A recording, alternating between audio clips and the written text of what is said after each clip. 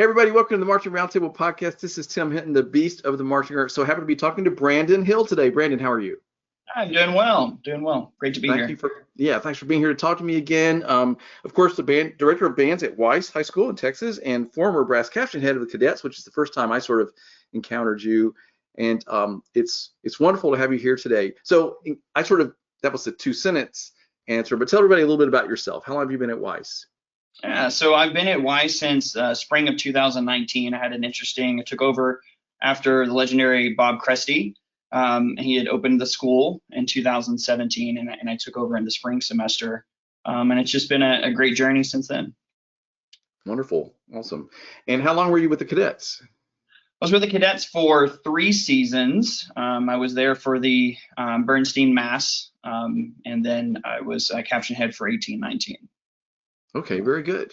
Well, thanks for talking to me today. So this is one of those podcasts that happened from a Facebook post, and this happens every now and then. I don't spend a lot of time on Facebook, but sometimes I kind of look and see, and if there's a post that somebody has a conversation that's getting a lot of attention, it looks like it's on a music topic, I might look at it. And you were having somehow a conversation came up around this topic of if you're going to make a mistake, make it a big one. I loved that, and there was a lot of energy on the Facebook post about it too. Everybody was like, "Yeah, that's so cool," and a lot of people were weighing in. And I thought that's really interesting. I love that concept. I would love to talk about that. So I reached out to you. So thanks for agreeing to talk with me. No, I absolutely. I'm so passionate about this subject. Not only being in education, but performing arts, and it ties into every part of our activity, and it's such a vital part of, to me, what makes success. So not being timid, or is there more to it? No, there's definitely a lot more to it. I think it's really about the psychology of performance. And for me, we're thinking specifically about students. I feel that for students to truly perform, they have to feel safe. There has to be an environment that nurtures the sense of exploration. And we know that all these students are trying something new. It's completely out of their box. If it's marching, if it's concert, we're asking them to be emotional. We're asking them to communicate. And I feel that for anybody to communicate effectively, they have to feel safe in that environment, or there has to be a level of confidence. And so we talk to the students quite a bit about, if you're going to make a mistake, make it a big one. We're not going to condone you for making mistakes. We're not going to get on you for making those choices.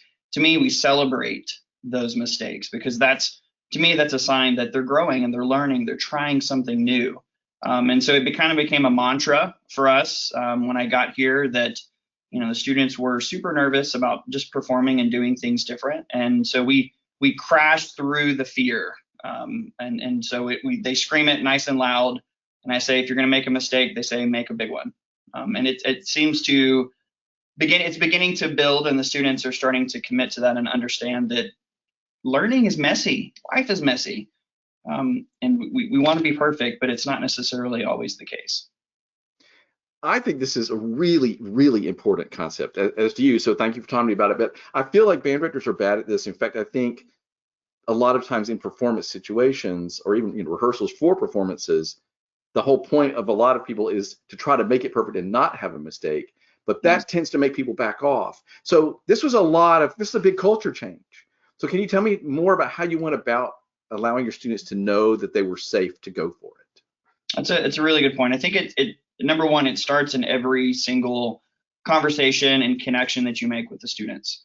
The students need to understand that it's genuine. I always say people don't care how much you know until they know how much you care. And so I want the students to know that, number one, that they're people. I want them to know that this place is inclusive, it's safe, who they are as a person is okay. And that's number one. And I stress to my staff as well that we're all on the same page, that it's an opportunity. Band should be a space of a family. And so we started there. And so it was making sure that we balanced out that level of excellence, because the program, even when I came into it, had a tremendous amount of success. They were, class 1A champions in San Antonio. They made finals in St. Louis, and there was such a lot of success. So they definitely understood the process. But the one thing for me that was really important was making sure that, was it driven by me or was it driven by the students? And so when they feel safe, when they feel like their voice matters and they're a part of that, then they begin to take it further.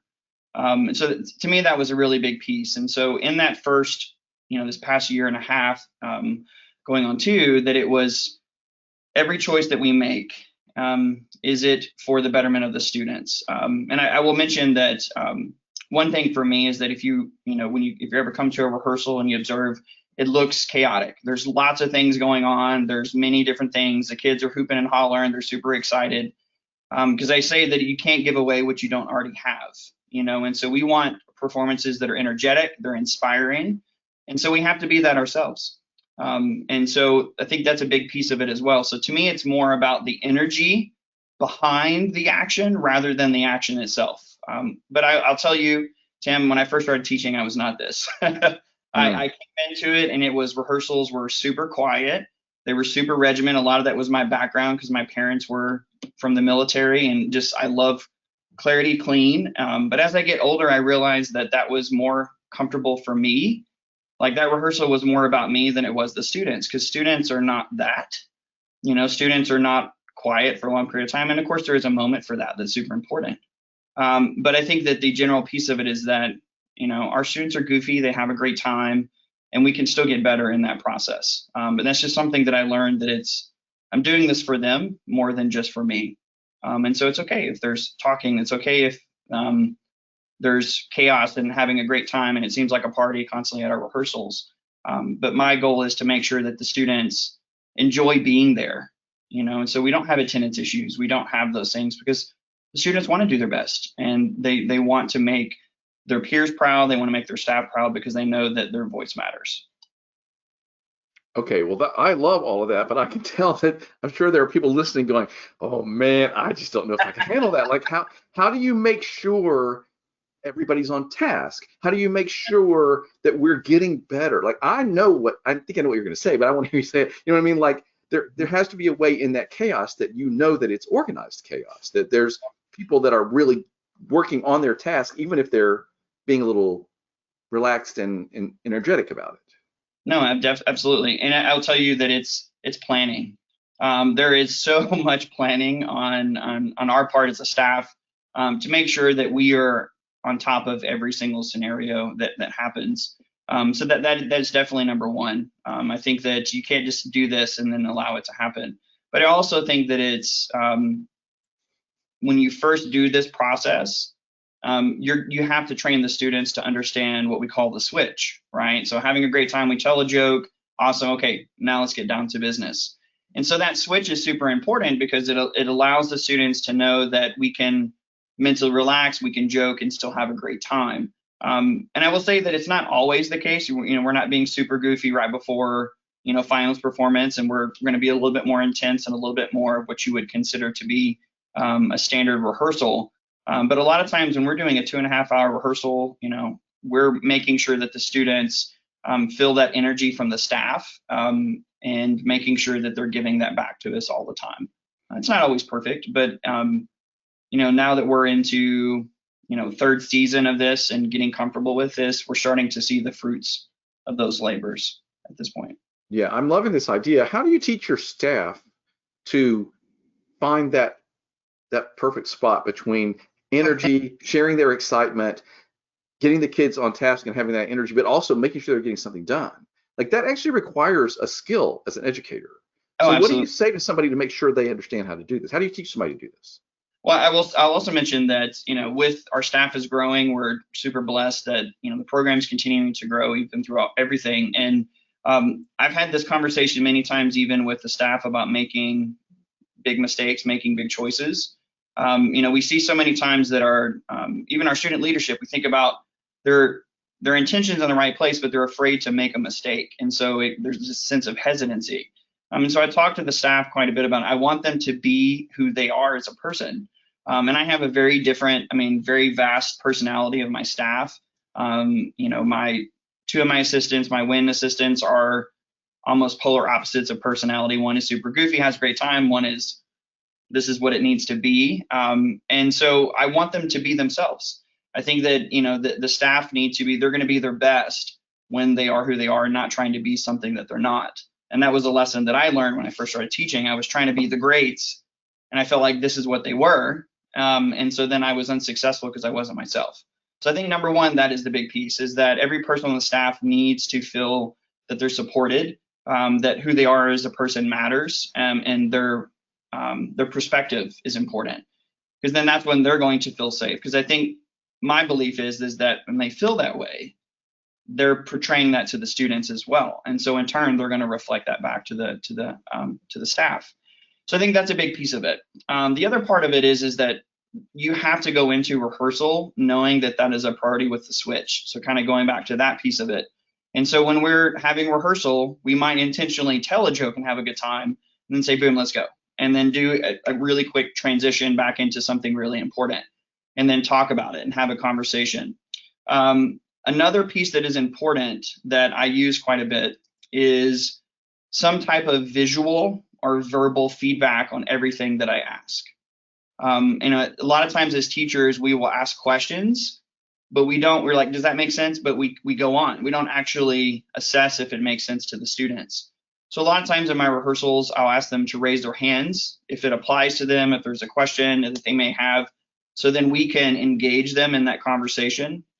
There's a lot of reflection, either verbally or visually, by raising hands or doing something silly. This little piece right here keeps the energy going of them staying engaged in the rehearsal. So intention, then the byproduct is that their thoughts are in the right place, because you're asking them Socratic questions that are going to go, how was your performance? Was your step size too big? Was it too small? How was your intonation? Did you match your trios? Did you do the dynamic phrasing here? All of those things. And so it's pushing the kids to make sure that they're mentally staying engaged. It's the things that you don't see that usually end up getting you in trouble. Wow, like you're just explaining a model for student engagement that I think makes me really excited. But I think one, takes a lot of planning, as you're saying, and two, it's going to take a lot of energy from you and your staff. So you guys have to be committed to make this happen. Give me an example of something goofy that you might ask them to do. Like you said that sometimes you're asked for their response, they're raising their hand, but sometimes it's something goofy. Give me an example. So one of the examples that we've used before is, because right now we are at Weiss, we're doing a spring marching show, since we weren't able to do anything in the fall, because we knew that was going to happen as we went into it. So we want to give our seniors an opportunity to be celebrated, give them one last time to march. But we've also included 8th graders into this experience. We've called the 8th grade VIP experience, and allowing them to actually march in our spring show. Wow. And so there's a lot of getting to know each other, and especially with, we had almost 80% of our students virtual for most of the year, and we're starting to see students for the first time. So there's a lot of we need to meet each other kind of experiences. So some of the goofy things we say is that, find someone else that has the same superhero as you. So then they're running around the field trying to find someone else that loves Batman or loves Superman or whatever Avenger that they love. So that's one of the things that we do. Another thing is that when we're in between reps, we have them sometimes say something super silly that kind of just gets their brain off of doing marching band or doing some type of band activity.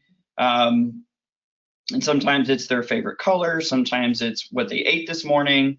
For me, what it is that when you, for example, do something like that, you're having them run around the field asking somebody for their favorite superhero, it's taking their brain away from the seriousness of what you're doing. And in turn is a kind of a mental relax. It's kind of a breath of going, I'm not trying to concentrate on one thing for a super long time.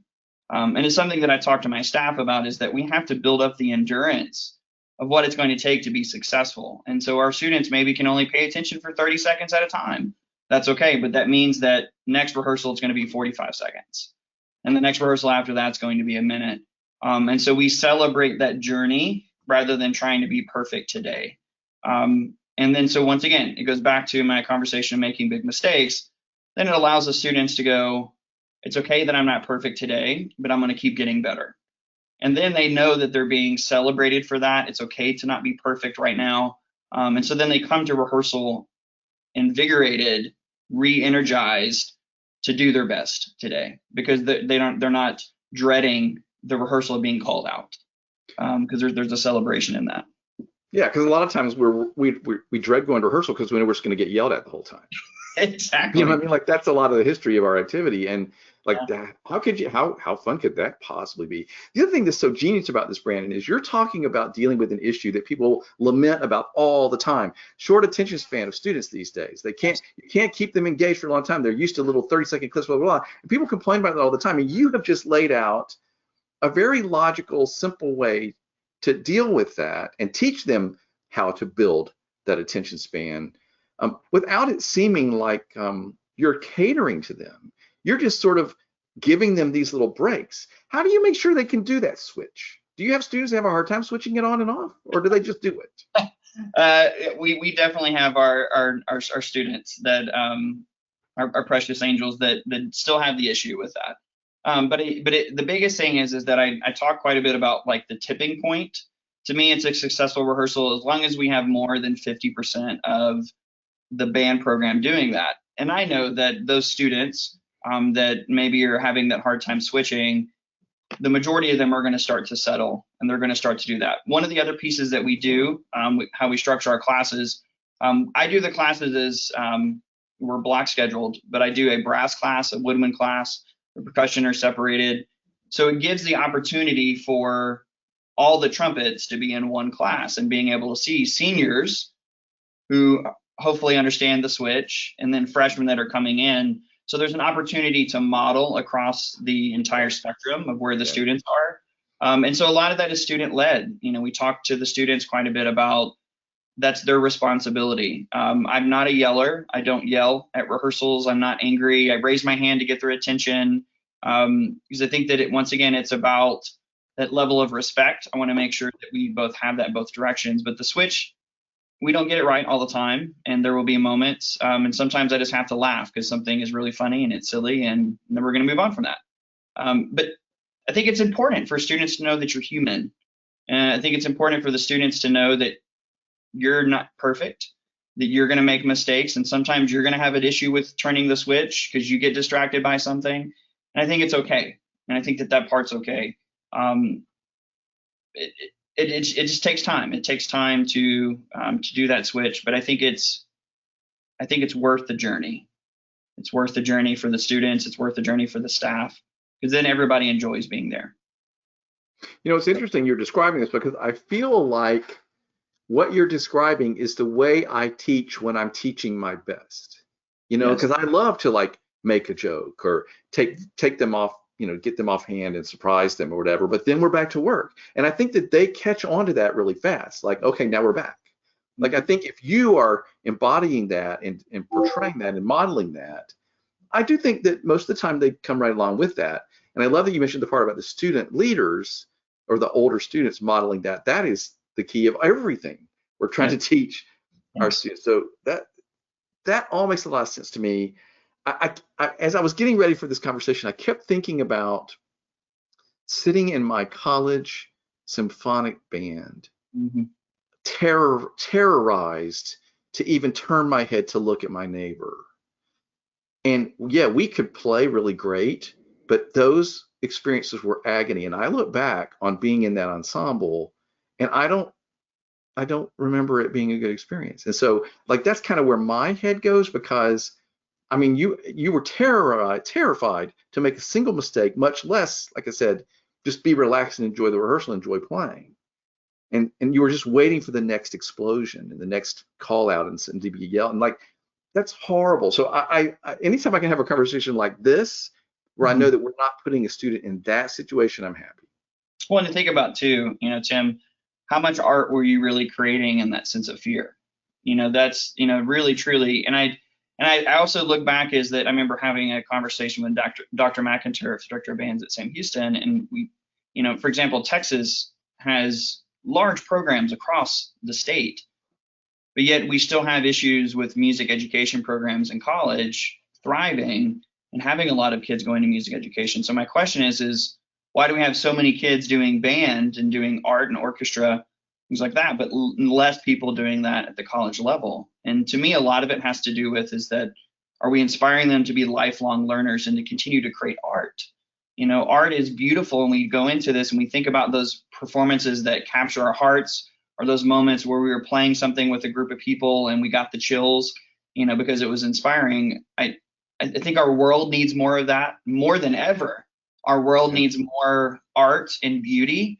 And if we're not doing that every single day, inspiring other people to be that for other people, I think is crucial. And I'll say that from the student leadership piece of it, I do something differently than normal when it comes to student leadership. I talk a lot about the students. We talk about who we are inside.